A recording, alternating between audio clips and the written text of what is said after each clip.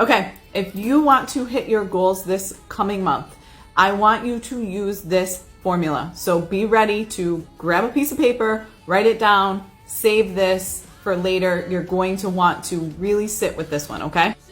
One of the things that I see happen most often is that people are not setting realistic goals. And so they're just setting these pie in the sky goals with zero formula for growth. And that is why they're either not hitting them, they're not attaining, they're getting discouraged because there's really no effective goal setting process that's happening that is actually backed by some level of data. Okay, so here we go. Ready?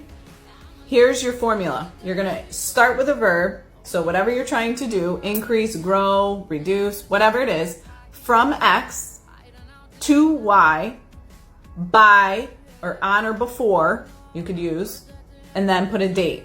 All right.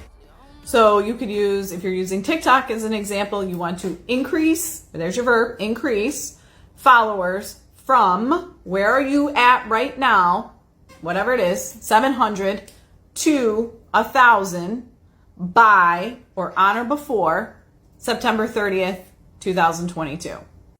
Okay, and the reason why this is so effective is because you have to know where you're starting from.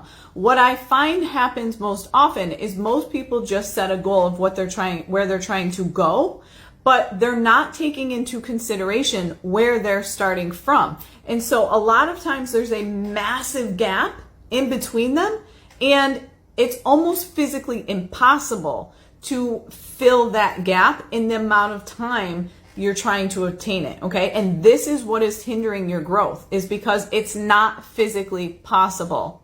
So take some time and actually sit. And I only encourage you to set 3 at best, 3 like the absolute max per month, all right? So I want you to go pull some data, wherever you're trying to grow, whatever goal you're trying to attain, go figure out where you're starting from, all right? And then make sure that your from point and your to point are not so massively unattainable, like physically impossible.